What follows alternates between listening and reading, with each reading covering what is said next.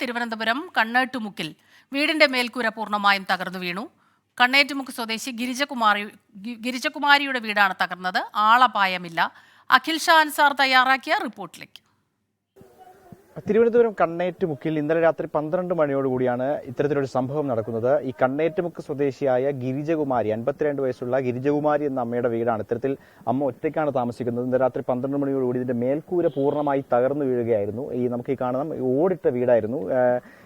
ഏതാണ്ട് 30 വർഷത്തോളം പഴക്കമുള്ള വീടാണ്. അപ്പോൾ ശക്തമായ മഴ കഴിഞ്ഞ ദിവസങ്ങളിലൊക്കെ തിരുവനന്തപുരത്ത് ഉൾപ്പെടെയുള്ള സ്ഥലങ്ങളിൽ, പ്രത്യേകിച്ച് ഈ പ്രദേശങ്ങളിലൊക്കെ ഉണ്ടായിരുന്നു. അതിന്റെ ഭാഗമായി ഇത്തരത്തിൽ ചില പ്രശ്നങ്ങളും ഉണ്ടായിരുന്നു. അതിനിടെയാണ് ഇന്നലെ 12 മണിയോടുകൂടി ഈ ഒരു വശത്ത് നിന്ന് ഈ ഓടിടിഞ്ഞു വീഴുന്ന ശബ്ദം കേട്ട് ഉറക്കത്തിലായിരുന്ന ഈ അമ്മ എഴുന്നേറ്റ് നോക്കുമ്പോൾ ഇത്തരത്തിൽ ഓടൊരു ഭാഗത്ത് നിന്ന് താഴേക്ക് വീഴുന്ന കാഴ്ച കാണുന്നത്. അതിന് പിന്നാലെ തന്നെ അമ്മ അവിടെ നിന്ന് എഴുന്നേൽക്കുകയും പുറത്തേക്ക് വരികയും ചെയ്തു. എന്നാലും നമുക്കിതിനെക്കുറിച്ച് ഈ അമ്മയോട് തന്നെ വിശദമായി ചോദിക്കേണ്ടതുണ്ട്. അമ്മേ, എത്തരത്തിലാണ് ഇത്?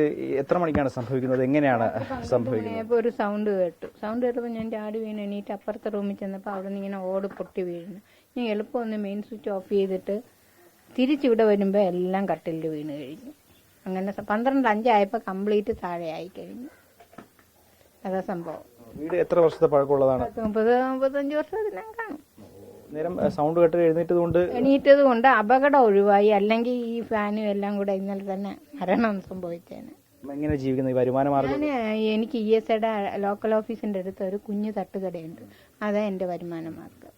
അതായത് ഇനിയിപ്പോ ഈ വീട്ടിൽ താമസിക്കുക എന്നത് സാധ്യമല്ല. എന്തെങ്കിലും ചെയ്ത് ഇതിന്റെ മേൽക്കൂര അത് അടച്ചാൽ മാത്രമാണ് ഇവിടെ ഒന്ന് കിടന്നുറങ്ങാൻ സാധിക്കുക. ഇന്ന് എങ്ങനെ കഴിഞ്ഞു പോകുമെന്നുള്ളൊരു ആശങ്ക ഈ അമ്മയ്ക്കുണ്ട്.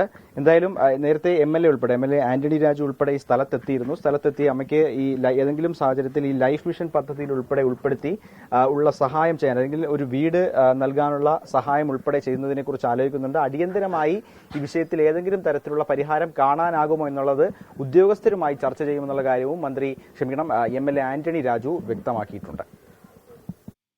കണ്ണേറ്റുമുക്ക് സ്വദേശി ഗിരിജകുമാരി അമ്മയുടെ വീടാണ് തകർന്നത്. റിപ്പോർട്ട് തയ്യാറാക്കിയത് അഖിൽ ഷാ അൻസാർ.